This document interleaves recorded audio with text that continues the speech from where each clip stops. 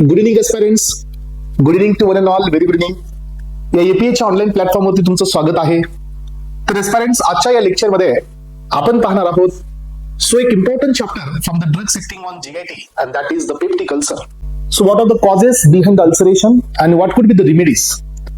So त्याच्या पाठीमागची remedies काय असतील, आपण त्यांना कसं ट्रीट करूया, कोणत्या पाथवेजनी अल्सर तयार होत आहे, मग आपण त्याला कसं इनहिबिट करतोय, हे सगळे पॉइंट्स आजच्या लेक्चरमध्ये पाहणार आहोत.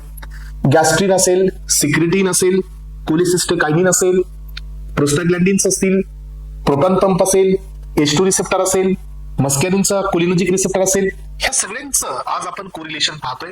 तर एस्पेरेंट नॉर्मली मला सांगा की आपल्या गॅस्ट्रोइंटेस्टिनल ट्रॅक मध्ये, स्टमक मध्ये असतो acidic pH just because of HCl which is secreted by gastric gland. ह्या गॅस्ट्रिक ग्लँड मध्ये कोणते सेल्स असतात, that is called as a parietal cells. याला आपण अजून एक नाव देत असतो ऑक्झेंटिक सेल्स. ज्या सेल मधून हे HClचं प्रोडक्शन होतं आणि HClचं प्रोडक्शन होण्यासाठी तिथं तुम्हाला एक पंप असतो, that pump is called as a proton pump, जिथून H+ मध्ये येतो आणि क्लोरीनचे चॅनल्स, हे H+ आणि ते क्लोरीनचे चॅनल्स दॅट इज Cl- हे एकत्र येऊन तुम्हाला HCl मिळेल. आणि आपल्या बॉडीमध्ये स्टमक मध्ये ही नॉर्मॅलिटी मेंटेन होत असते 0.1 नॉर्मल HCl. मग जसं आपण स्टमकच्या खाली उतरतो तसा डिओडिनमचा पार्ट चालू होतो, that is the part of small intestine. तिथून लिव्हर मधून सिक्रेट झालेलं जे बाईल आहे ते स्टोअर होतं गॉल ब्लॅडर मध्ये. गॉल ब्लॅडर मधून हा सो नीच त्याच्या खाली डिसेंड होतो पॅनक्रियाटिक डक्ट मध्ये आणि स्पिंट्रोपोडिनी हा तुमचा गॅस्ट्रो इंटेस्टिनल ट्रॅक मध्ये म्हणजे डिओडेनम मध्ये एंटर करतं आणि तिथून पुढचा सगळा पीएच हा बेसिक असतो. हे आपल्या बॉडीसाठी इसेन्शियल गोष्टी आहेत. जसं मग ऍसिडिक पीएच हा तुमचा वाढेल तसं मग चालू झालं सो गॅस्ट्रायटिस.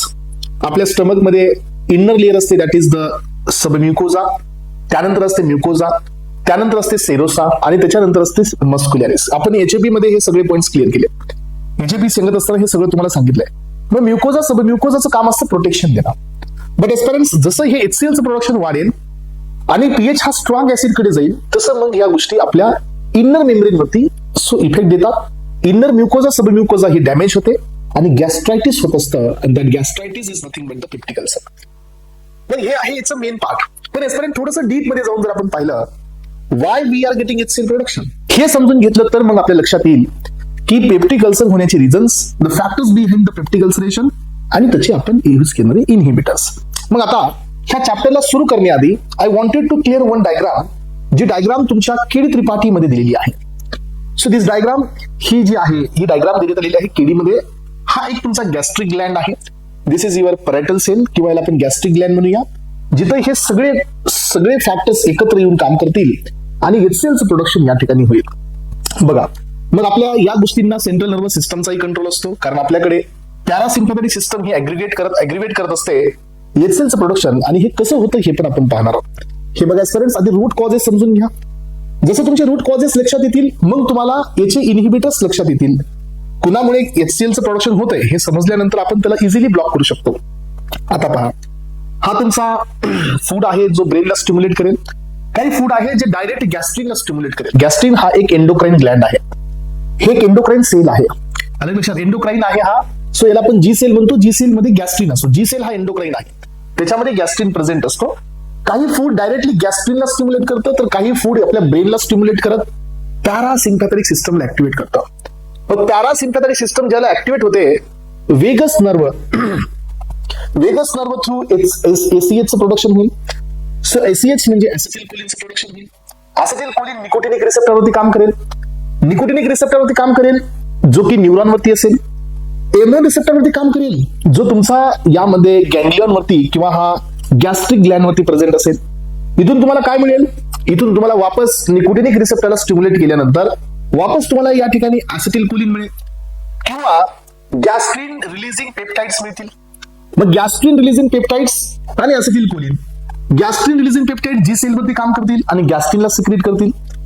ऍसिटिलकोलिन तुमच्या हे एंडोक्रोमॅटिन सेल्स असतात याच्यावरती काम करेल. मग हा इथून तुमचा हिस्टामिनचं सिक्रेशन होईल. हिस्टामिन हा पण एक मेडिएटर आहे, लक्षात घ्या. हिस्टामिनचं सिक्रेशन होईल. हिस्टामिनचं सिक्रेशन झाल्यानंतर हा हिस्टामिन तुमच्या या गॅस्ट्रिक ग्लँडवरती काम करेल जिथं H2 चा रिसेप्टर असेल. हे जे ऍसिटिलकोलिन आहे हे एमओ रिसेप्टर इथे प्रेझेंट असतो. एस्पेरेंट इथे बघा, काही बुक्स मध्ये M1 आहे, कुठे M3 आहे. तर according to the parasympathetic system M1 is also present on the gastric gland आणि M3 also present on the gastric gland. त्यामुळे ही थोडी दुविधाच आहे, M1 की M3. बट काही बुक्स मध्ये M1 आहे, काही बुक्स मध्ये M3 आहे. याचं कारण आहे इथे M1 आहे, इथे M3 आहे. सो एवढं क्लिअर लोकेशन नाहीये. बट M1 M3 आणि आपण लोकेशन मध्ये पण सगळ्यात आधी M1 हा स्पेसिफिक घेतलाय. त्यामुळे आय वुड सजेस्ट यू की rather than M3 you can take M1 जर ऑप्शनल असेल तर. सो दोन्ही असेल तर M1 घ्या आणि दोन्ही नसेल तर मग M1 पण चालतं, M3 पण चालतं. लक्षात ठेवा.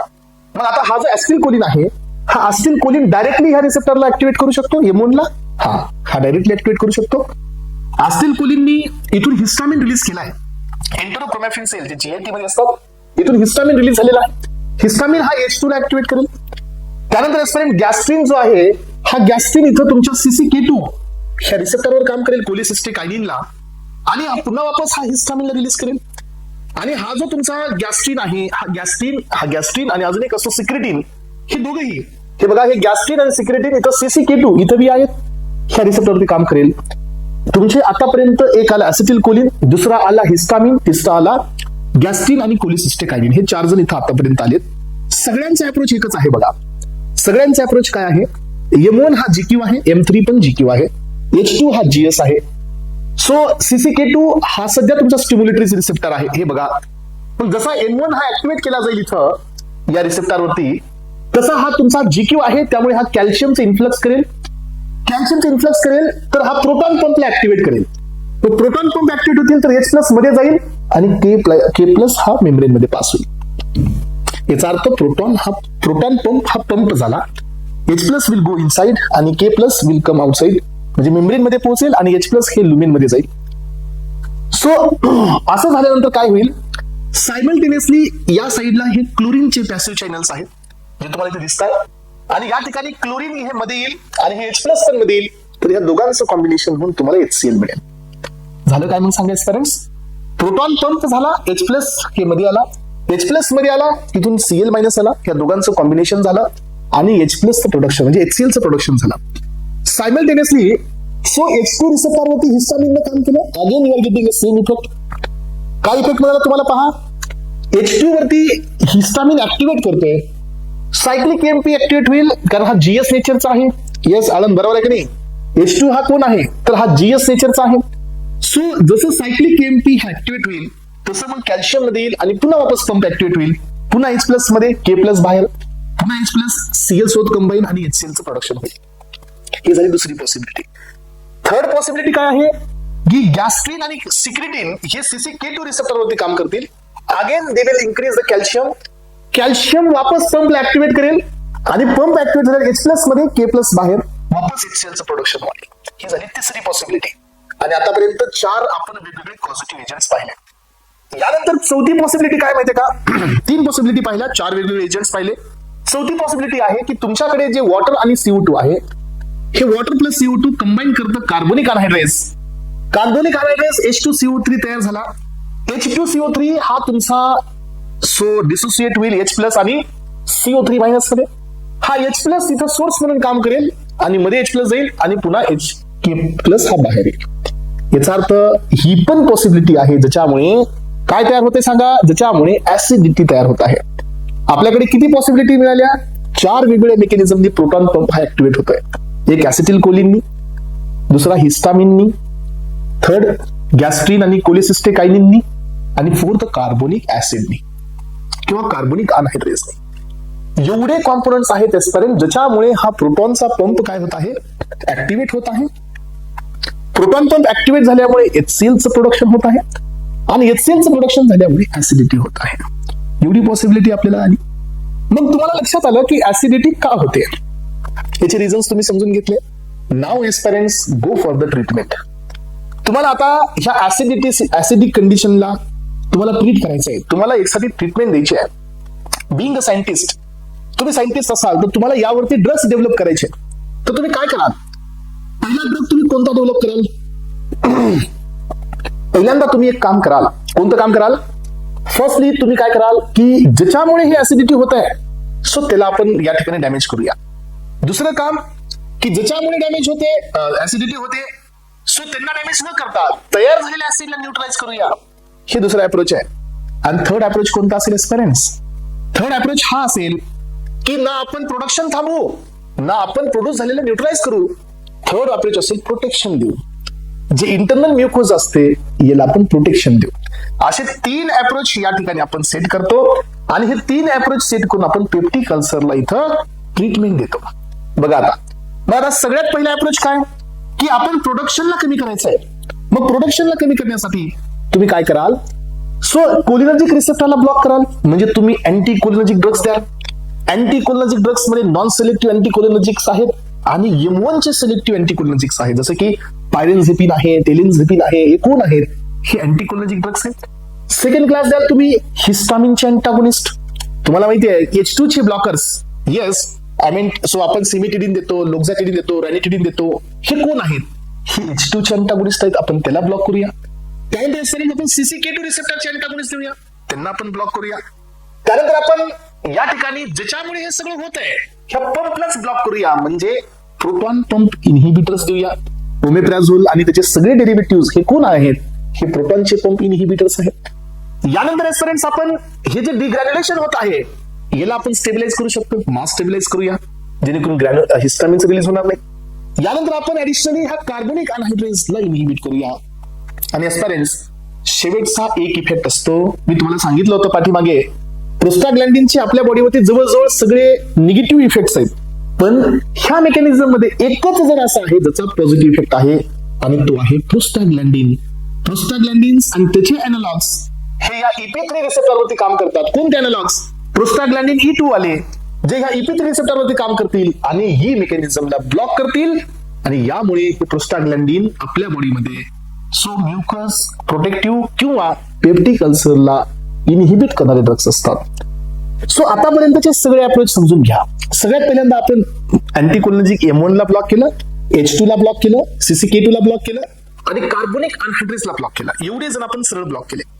यानंतर आपण प्रोस्टाग्लॅन्डिन रिसेप्टरला ऍक्टिव्हेट केलं, कारण हा यांच्या ऑपोजिटली काम करतोय. Prostaglandin is only so mediator right now which will act as a so mucosal protective which will release the bicarbonate effect और बायकार्बोनेट आयन, आणि हा तुमच्या ऍसिडचं प्रोडक्शन, ऍसिड पासून प्रोटेक्शन देण्याचं काम करतोय.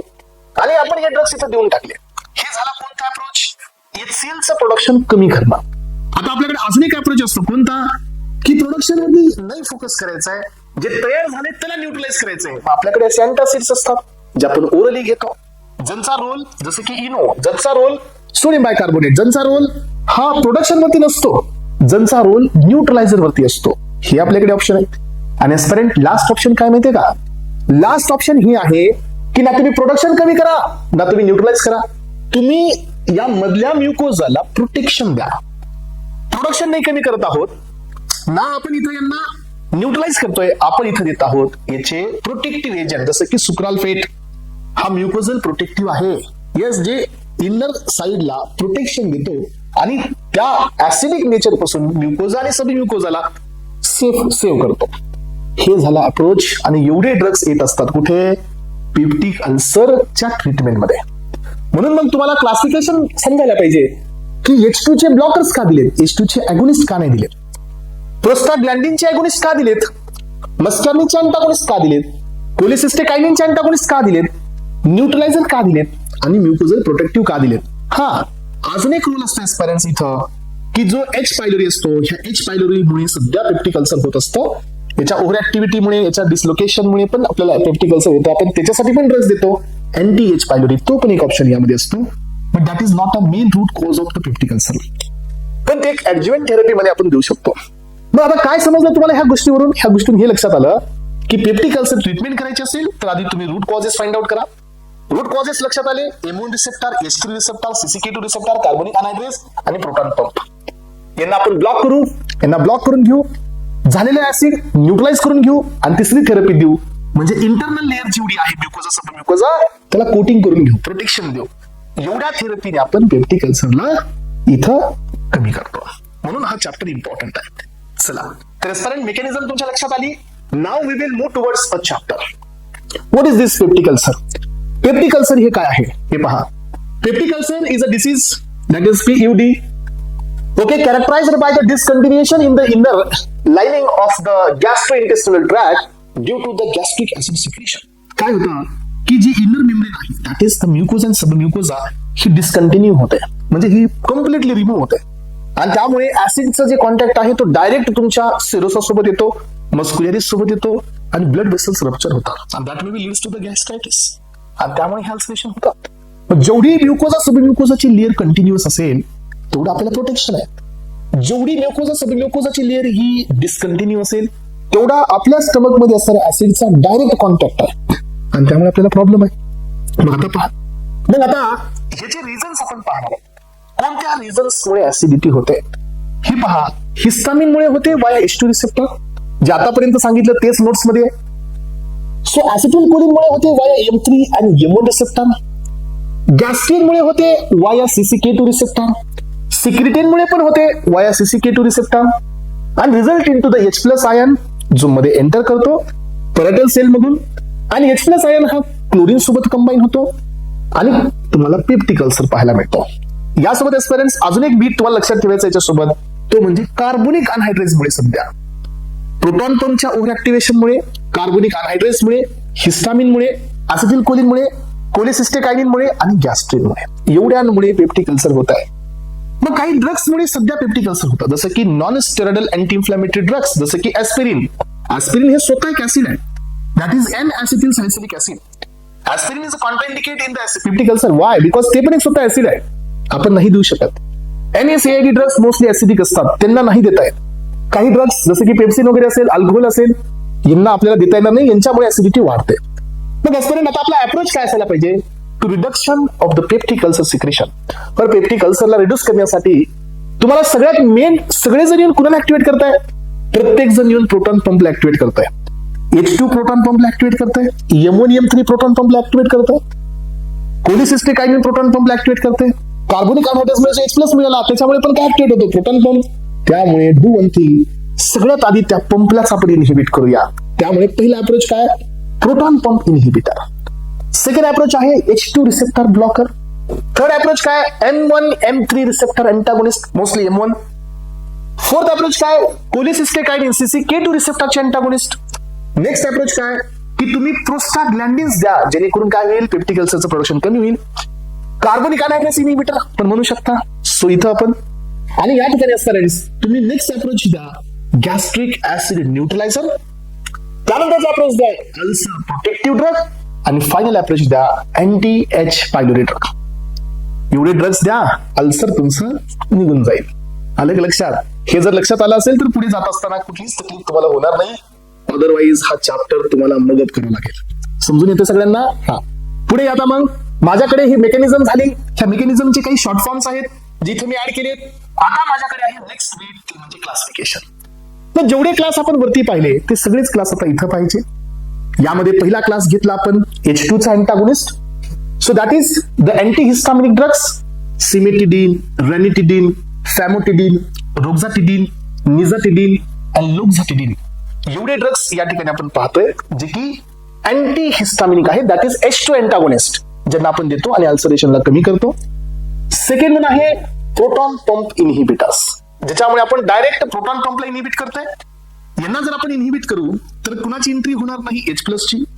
आणि आउट कोण होणार नाही? K+. आणि त्यामुळे ऍसिडचं सिक्रेशन इथं कम्प्लिटली ब्लॉक होईल. पेंटाप्रॉझोल, रॅबेप्राझोल, ओमेप्राझोल, लॅन्सोप्राझोल आणि इसमेप्राझोल ड्रग्स आहेत जे PPI आहेत. याला आपण PPI असं म्हणतो. काही जणांना प्रोटॉन पंप इनहिबिटर आणि H2 ब्लॉकर मधला डिफरन्स लक्षात येत नाही, हे तो पण कन्फ्युज होता. बेटा PPI हे कम्प्लिटली वेगळे, सिमेटिडीन, रॅनिटिडीन हे कम्प्लिटली वेगळे. ते H2 चे ब्लॉकर आहे, हे प्रोटॉन पंपचे इनहिबिटर्स आहेत. Okay, so then next one आहे एस्पेरेंट्स. हे पहा अँटीकोलिनर्जिक ड्रग्स. मग यामध्ये दोन class, selective and non selective. म्हणून मी तुम्हाला म्हणलं होतं की तुम्ही M1 आणि M3 मध्ये जर तुम्हाला चॉईस आला तर तुम्ही M1 ला सिलेक्ट करा. कारण का? आपल्याकडे M1 चे ब्लॉकर्स आहेत. म्हणून इथं स्पेशल आपण M3 चे ब्लॉकर्स नाही युज केले. That is the reason. काही बुक्स मध्ये M1 M3 आहे, बट तुम्ही कन्सिडर करायचा M1 जर दोन्ही असतील तर. आणि M1 नाहीये पण M3 आहे तर M3 ला कन्सिडर करा. आणि जर M1 आहे M3 नाहीये तर M1 लाच करा. पण दोन्ही असेल तर M1 लाच करा. हे बघा, पायरेनझेपिन आणि टेलेनझेपिन हे दोन इनहिबिटर आहेत. नॉन सिलेक्टिव्ह मध्ये प्रोपॅनथेलिन आहे, ऑक्सिफिनोनियम आहेत. हे अँटीकोलिनर्जिक ड्रग्स आहेत जे पेप्टिक अल्सर मध्ये युज केले जातात. नेक्स्ट प्रोस्टाग्लॅन्डिनचे अनॅलॉग्स आहेत. मिझोप्रिस्टॉल, इनप्रोस्टिल अँड रिओप्रोस्टिल हे प्रोस्टाग्लॅन्डिन E2 चे अॅनालॉग्स आहेत. पुढे दिले हे. यानंतर तुम्ही अँटासिड्स द्या जे की ऍसिडला न्यूट्रलाइज करतील. यांचा रोल प्रोडक्शन मध्ये नाही आहे. यांचा रोल आहे जे प्रोड्यूस झाले त्याला अँटागोनाइज करण्यासाठी, त्याला न्यूट्रलाइज करण्यासाठी. यामध्ये सिस्टेमिक वाला क्लास आहे आणि दुसरा आहे नॉन सिस्टेमिक. सिस्टेमिक मध्ये सोडियम बायकार्बोनेट, सोडियम सायट्रेट, जसं हे न्यूट्रलायझेशन हे डायरेक्ट ब्लड मध्ये होतं. नॉन सिस्टेमिक म्हणजे हे स्टमक मध्ये न्यूट्रलाइज करतात. So magnesium hydroxide, magnesium trisilicate, aluminium hydroxide आणि कॅल्शियम कार्बोनेट हे आहेत तुमचे नॉन सिस्टेमिक वाले.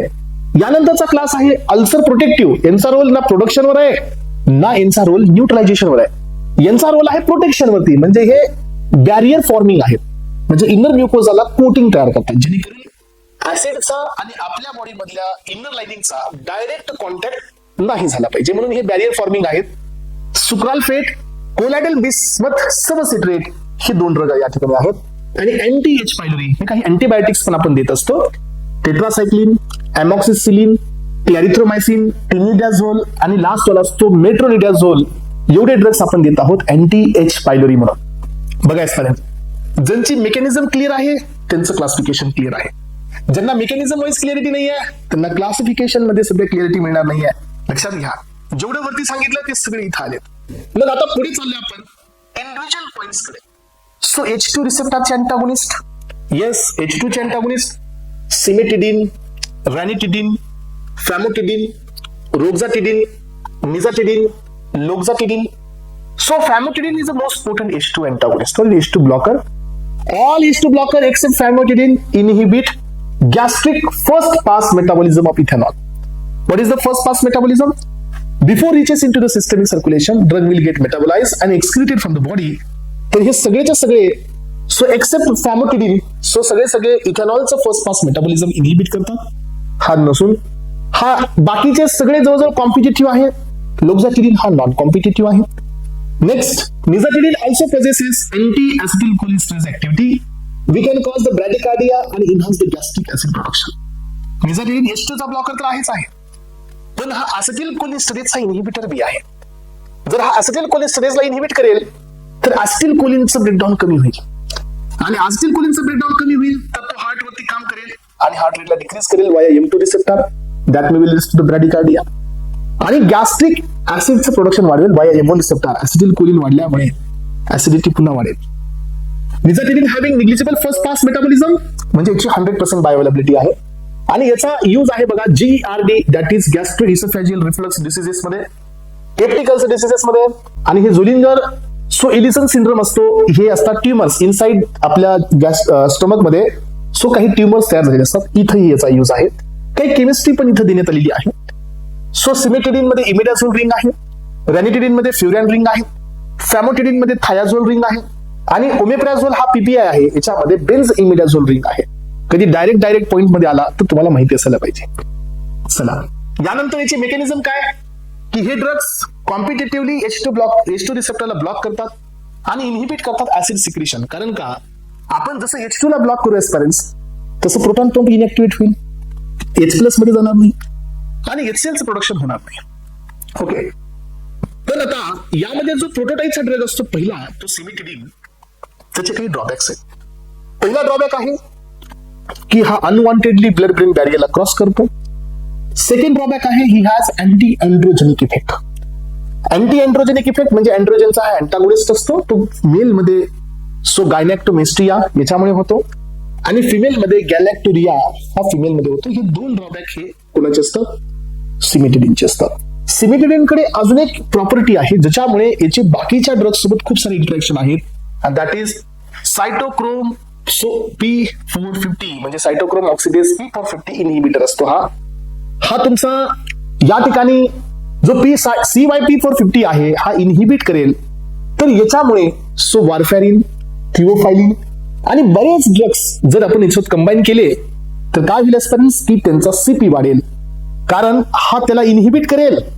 अलग लक्षात कुणाला? त्या एन्झाईमला ज्याच्यामुळे मेटाबॉलिझम होतं, तर मग त्याचं मेटाबॉलिझम स्लो डाऊन होईल आणि यांचा CP वाढेल.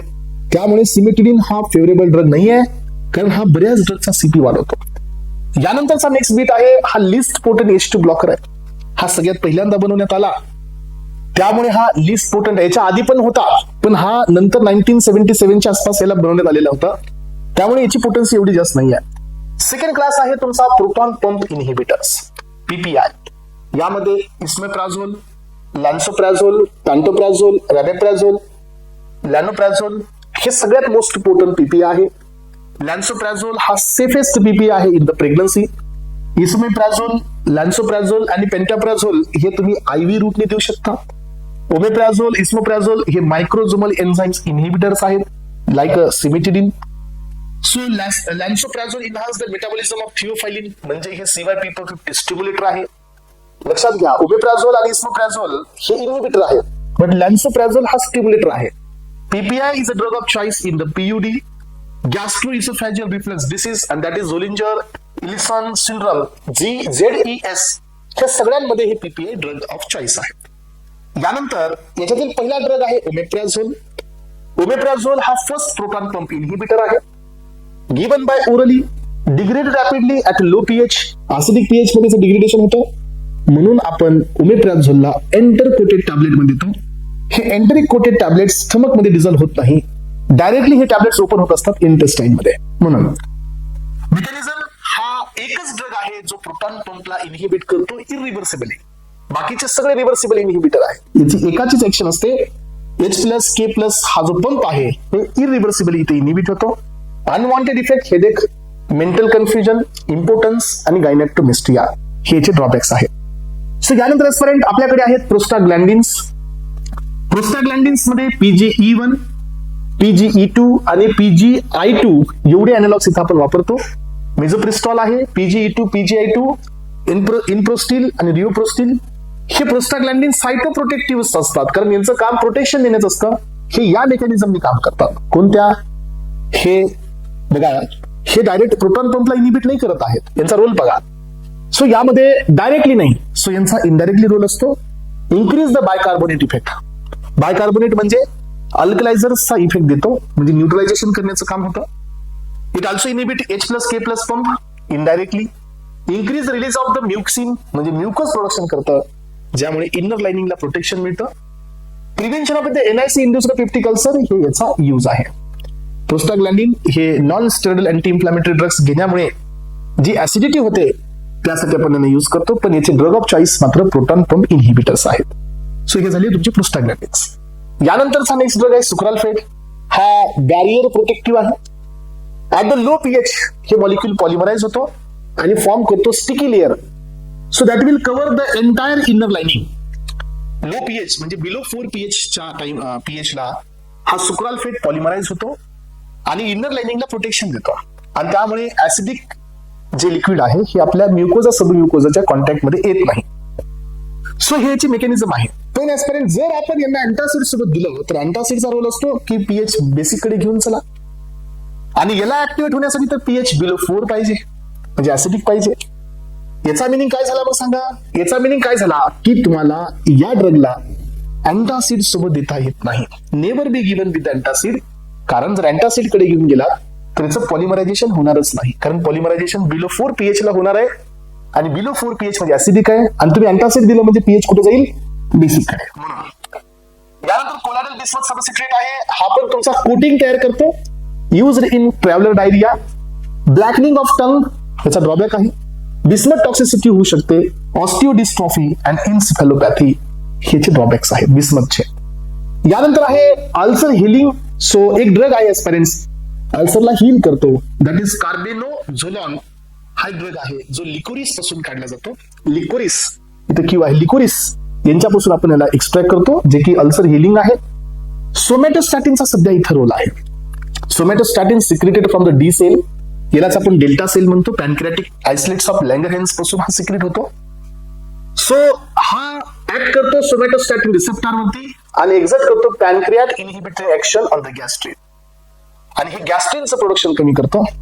गॅस्ट्रिनचं प्रोडक्शन कमी होत असेल तर हा CCK2 ला ऍक्टिव्हेट नाही करणार आणि पंप ऍक्टिव्हेट नाही होणार, म्हणजे सोमॅटोस्टॅटिनचा हिस्टामिन आणि गॅस्ट्रिनला रिलीज कमी करणारा इफेक्ट असतो. म्हणून यानंतरचा नेक्स्ट आहे anti H pylori. So H pylori infection detected by the urea breath test, याच्याने हे डिटेक्ट होतं. Metronidazole, tinidazole, amoxicillin, erythromycin, tetracycline. So हे ड्रग्स असतात. कोलॅडल बिस्मथ, ओमिप्राझोल वगैरे हे ऍडिशनल आहेत, पण हे मेन आहेत वरतीचे. ह्या ड्रग्सनी आपण एच पायलोरीला इनहिबिट करतो आणि पेप्टिक अल्सरला इथं आपण न्यूट्रलाइज करतो. तर aspirants, this is all about the root causes of peptic ulcer and this is all about the treatment of peptic ulcer. आणि इथं आपला पेप्टिक अल्सर हा टॉपिक एंड झालेला आहे. समजलं सगळ्यांना? येस, अपेक्षित आहे एकदम क्लिअर आहे. ड्रग्स एकदम क्लिअर होतील आणि हा टॉपिक तुमचा क्लिअर झाला असेल. आणि या ठिकाणी आता आपण थांबतोय aspirants. Thank you so much. Have a nice day.